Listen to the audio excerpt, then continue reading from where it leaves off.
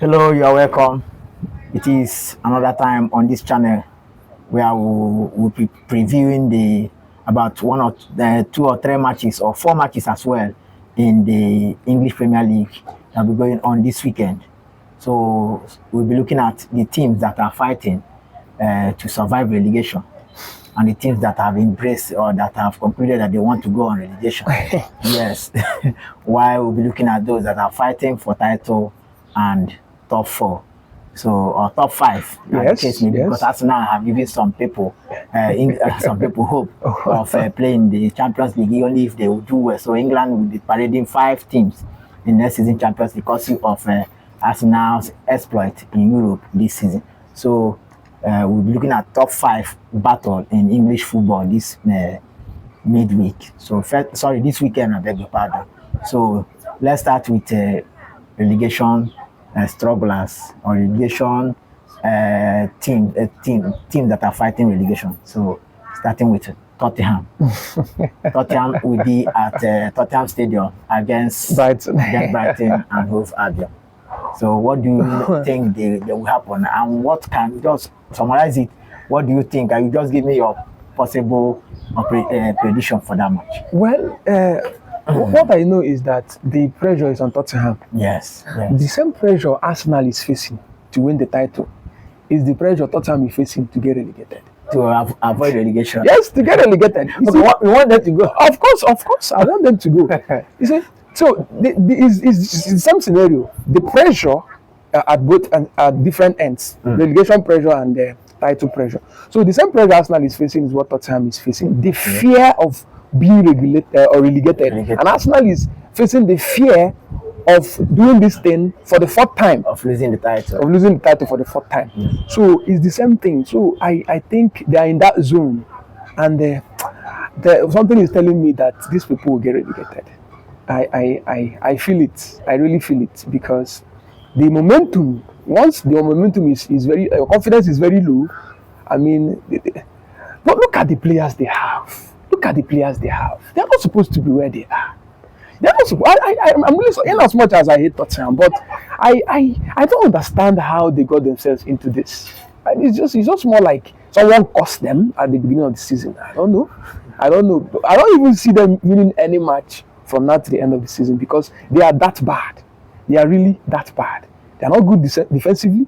They are not good attack. They are just all around. They are in shambles. They are really in shambles. So I won't be surprised if Brighton gets something from that match. And Brighton is a different animal. Yeah, especially even on away soil.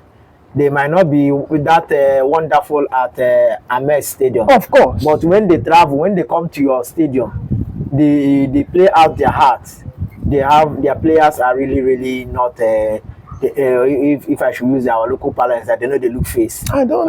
Wherever they are. Yeah. Whatever you want to see, you will see it. Whatever you throw at them, they will throw back. So if they have more record away than Tottenham should do maybe an 80% improvement from what they did last weekend.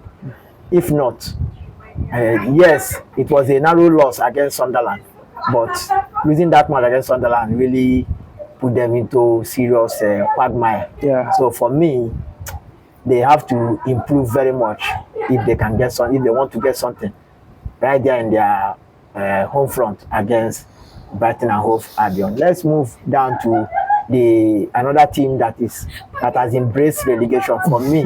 That is Wolverhampton Wanderers against Leeds United. I think Leeds United should be at Elland Road. Yes. They are home, right? Yes. So Leeds United against Wolverhampton Wanderers. What do you think? For me, we have not given. Okay, we'll give the prediction later of that other match. Yes. Yeah, so this one, what do you think? Your initial thoughts? Well, you see, Leeds United, they are almost safe. They are not that safe anyway. But so if they should lose about 3 or 4 matches out of 6, they are in trouble. Yes. So, and they want to avoid that. So they just have to make sure that they don't enter the relegation battle.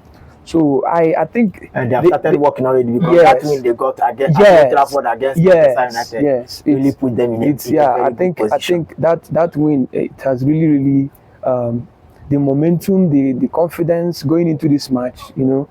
Winning Manchester United at Old Trafford. I mean, it's a confidence booster actually. Yes, Actually, it's a morale booster. And then, but on the other side, Wolves, to me, they're already gone because I don't think they can. Because if they pull out from this relegation show, that would be the highest shock I've seen in football ever since I started watching football. Because I don't think they can. I don't think they can. So I think they have embraced it. They have accepted their fate. All they do now is they pray for pride. No, number pride. one, I think I'll take it.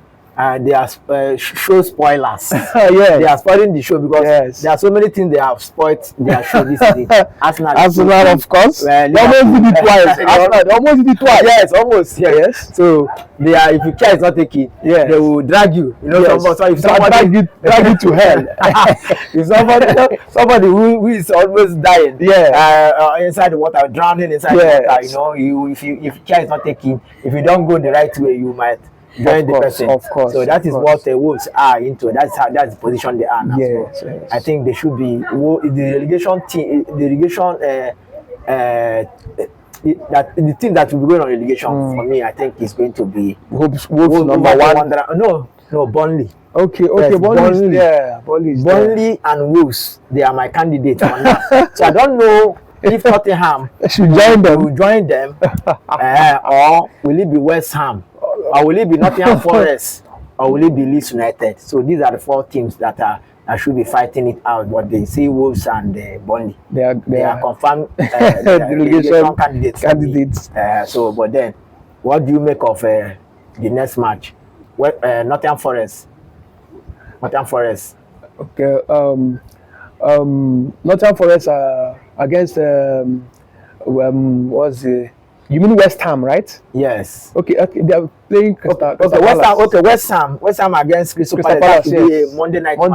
Monday night match. Yeah. Let's leave Nottingham Forest. Is that West Ham Crystal Palace? But for me, I have interest in that match. The interest I have in that match as a fan, a Premier League fan, and as a football fan is whatever Crystal Palace brings on the table, or whatever the scoreline looks at the end of that match, will have a way of shaping Crystal Palace against Manchester City in that their standing match. Oh well, because Crystal Palace is fighting. They are not yet out of contention for European places next season. So they want to still go back. In as much as they are still in Europe. Yes, they are still in Europe. They will be playing short. Yes, they have what it takes to still win the Conference League. So and say come back to Europe. They are still there. They are still in Europe. Before their match is coming this evening. Their match they will be playing. We don't know what we will come up with before we go on record. So the match against they have a very big task in that their match against which team are they playing? Let's just go. They have a match this season in the Europa Conference League.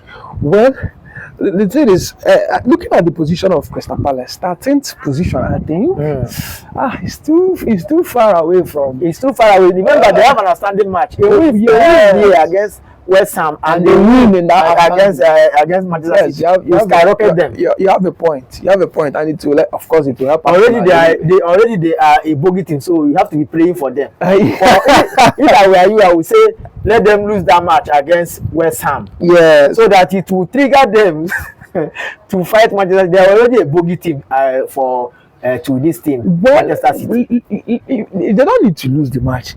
Let them win the match and win Manchester. So that's the thing, that if they win, it's okay. We don't get 3 points. So maybe we just calm down. Let's take it easy against Manchester City. But they need to qualify for Europe from 30 positions. So they are far away.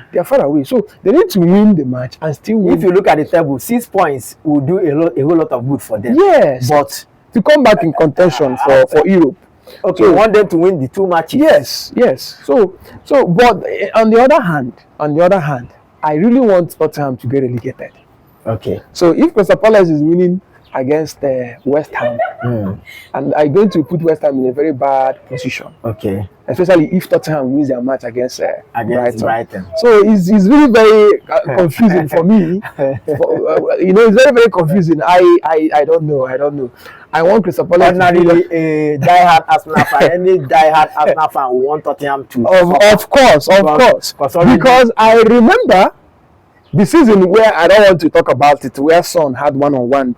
I don't want to talk about. So I think Nemesis is catching up on them. So if I remember that, I will say let Tottenham go to relegation but like I said, I want West Ham to win so that the Tottenham, of course, they will have a better chance of avoiding relegation. Because if they lose that match and Tottenham wins or even draw, it's very bad for them. It puts them back to that relegation battle.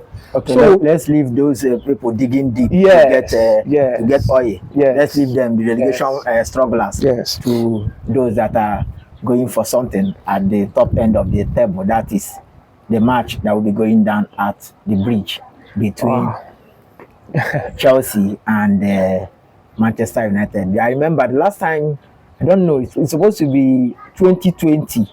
2020, yes, that was the last time Manchester United defeated Chelsea at the bridge. Wow. So it is now over 6 years. So if they can't get it right now against Chelsea, that means it will be 6 full years without getting a win at Stamford Bridge.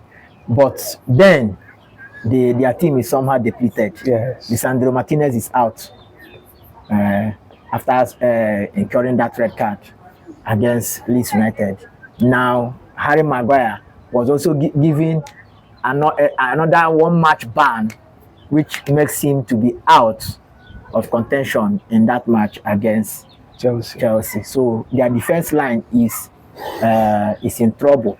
They don't have, and these players, these are 2 central defenders that on any day, as far as they are fit, they will start for Manchester United. Yes. But now suspension has taken them away from the match.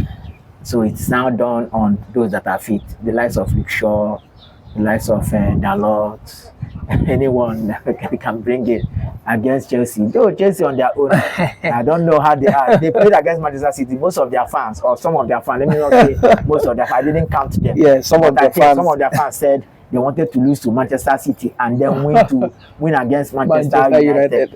So I don't know how the equation will work for them.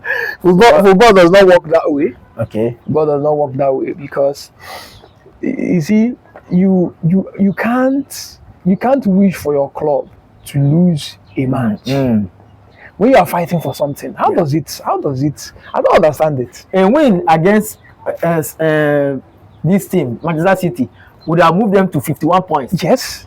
And the next team ahead of them is still on 55 points. Yes. So that is Liverpool. 4 points below. That means if you now win this Manchester United, you want your team to win. You now close the gap. Close the gap. Now you said you want to lose to Manchester City because you don't want a certain Arsenal to move. What they are forgetting is that match they lost wasn't the title decider. Yes. It can never be the title decider. So the one thing that happened to Chelsea is Chelsea not finishing top 5 and Arsenal winning the league. That's the worst thing that can happen. They will surely go back. They will surely reflect on that loss. Yes. Which their team to lose. Yes. So are you not telling me that you want a Manchester United to win that match? Well, it's a game of interest anyway. Well, it's none of my business per se. But if Chelsea intentionally lost that match, which I don't believe, but some part of me believe that the Chelsea that played first half are not the same Chelsea that played second half of that match against Manchester United, because I did not understand what happened in the second half. They really capitulated. I did not understand what happened in the second half. They collapsed. So, like I said, if intentionally they lost that match because of Arsenal, then I pray they lose against Manchester United and then they miss out on top 5, because you cannot do that against Arsenal and go scot-free. Ask Tottenham what is happening to them. So the football gods are watching. So for me, like I said, that match is not really my business because I don't see any major difference between Chelsea and Manchester United. So, in as much as Manchester United, they are going to miss their major defenders, I don't still see Chelsea really getting taking advantage of that. So I think that match, a draw will be a fair result, for Chelsea and Manchester United because I don't really see any difference. Because if this Manchester United lost against Leeds, I really thought that Manchester picked form but then some couple of matches that showed me that actually they are still the Manchester United of last season. It's just a little improvement. That is why everybody that is we are supporting one club or the other don't look at the game. They don't see any other game. We don't measure any other game with the one you have played. Yes. No two games are the same. No two games are the same. If you look at since Carrick, since inception of his tenure as a Manchester United coach, I don't think he has lost any match at Old Trafford. But now losing to Leeds United, he didn't lose to any other bigger side. He lost to Leeds United. Though Leeds United is their rival because they are almost close to each other in the north of England. Losing to Leeds United after you have rested for how many days? 24 days. I know. That's a shame. It's a big shame. That's a shame. It's a big shame. Now let's leave those fighting for top 4, top 5, top 6, wherever, and then go to those fighting for top 1 title contenders. Because these two teams are the ones that wins. One of them, I don't think there's any way any of them can finish third. So it's going to be either 1 or 2, first or second. Yes. So what do you make of that match at Etihad between Manchester City and Arsenal? Well, now put away form aside. Let's look at rivalry and pride. Bragging rights. You see, for that thing that happened in match against Man City against Chelsea, for that particular banter where a Manchester City fan was drinking Arsenal tears or drinking from Arsenal bottle, perceived Arsenal bottle.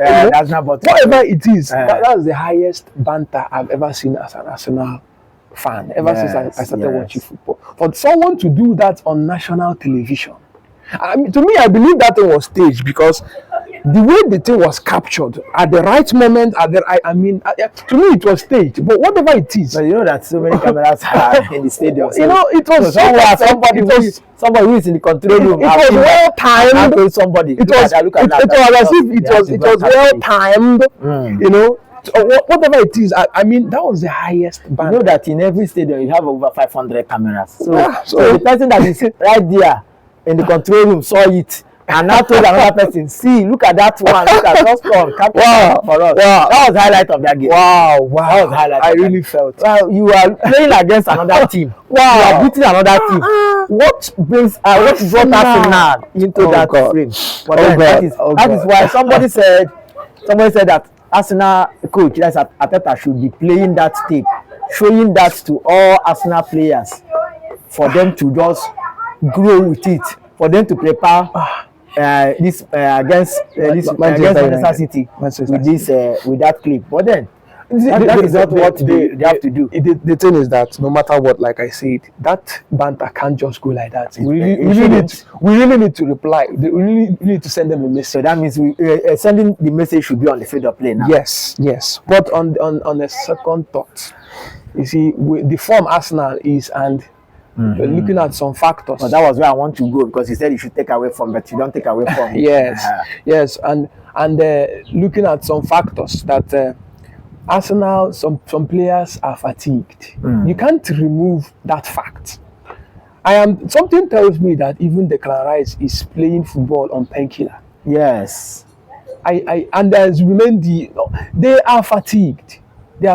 So if Arsenal should go all out in that match, I bet you they will lose it. Arsenal will lose that match. If they go all out, okay, they will lose that match. First of all, the momentum is not. So what are you advocating? I am as a fan. I I put you in that frame as Arsenal coach. as an Arsenal coach. First of all, the four defenders that formation he played in that Champions League match against Sporting, exactly the four defenders, Mosquera, Saliba and Gabriel, and then Nketiah. He should play exactly that the four that he played against Sporting.